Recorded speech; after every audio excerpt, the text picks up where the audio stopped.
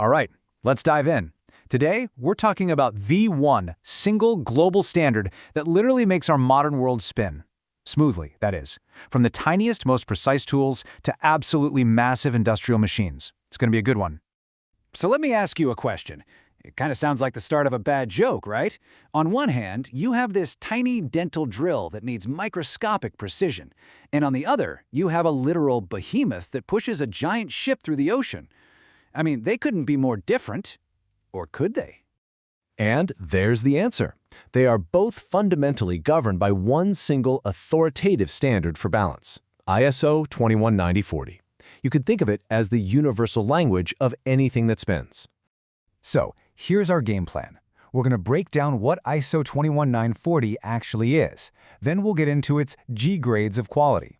After that, we'll see how the tools themselves are verified, walk through the basic math, and finally wrap up with why any of this really truly matters to you. Okay, first up, the Global Balancing Standard. So what exactly is ISO 21940?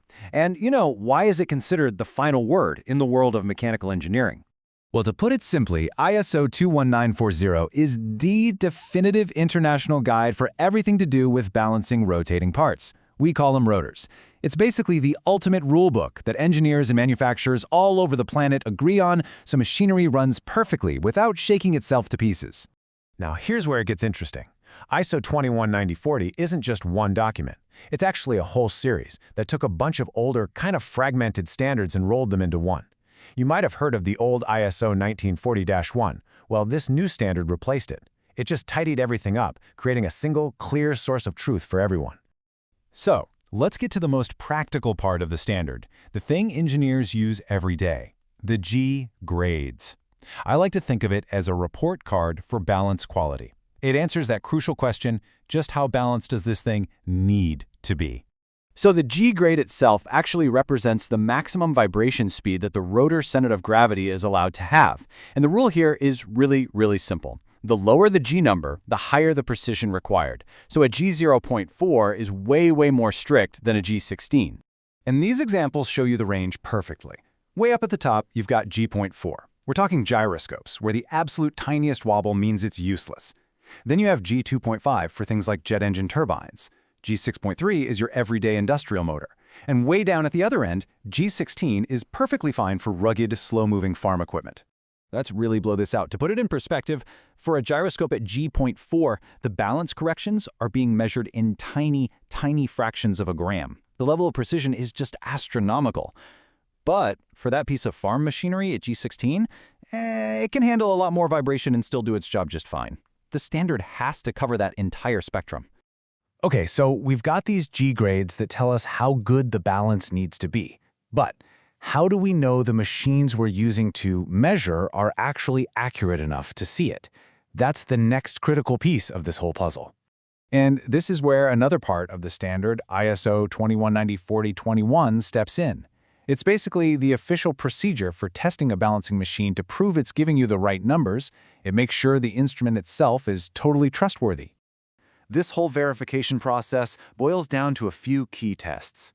First, there's the UMAR test, which basically asks, what's the absolute smallest unbalance this machine can possibly detect?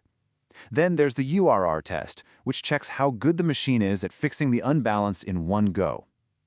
And finally, the plane separation test makes sure that correcting an unbalance on one end of the rotor doesn't mess up the readings on the other end. All right, now for the part that might seem a little intimidating, but I promise it's not. Let's look at the math that actually brings this all to life, turning a G grade into a real measurable number. So step one is to figure out what's called permissible eccentricity. You just take the G grade you're aiming for, multiply by 1,000, and then divide that by the rotor's angular velocity, which is really just a fancy way of saying how fast it spins. The number you get tells you how much the rotor's center of mass is allowed to be off from its true geometric center. Now that we have that number, the next step is super easy. You just multiply it by the mass, the weight of the rotor, and boom, that gives you the final answer, the permissible residual unbalance. This is your target value, the number you're aiming for on the balancing machine. So let's say after you run the numbers for your particular part, you get this, 10 gram millimeters. Okay, great. But what does that actually mean? On its own, it's just a number on a screen, right? Well, here's where it clicks and becomes real. A tolerance of 10 gram millimeters means that if you're making a correction at a distance of 100 millimeters from the center, the biggest mistake in weight you're allowed to have is just 1/10 of a single gram. All of a sudden, you see just how unbelievably precise this all is. So we've been deep in the technical weeds, right? But now let's pull back up and ask the big question. Why does any of this matter in a business? Why should a company really care about being able to say they conform to ISO 21940? Well, the value is huge. First off, it gives you measurement traceability. Your results now have instant international credibility. Second, it's the foundation of real quality assurance. It proves your processes are stable and reliable. And maybe most importantly, it gives your clients total confidence that when they ask for a G2.5, you can actually deliver it. Look, at the end of the day, it really comes down to this. Following ISO 21940 isn't just about ticking a box for compliance. It's about demonstrating that you speak the universal language of quality that every single engineer, no matter where they are in the world, understands and respects. And that kind of leaves us with one final thought, a question for you.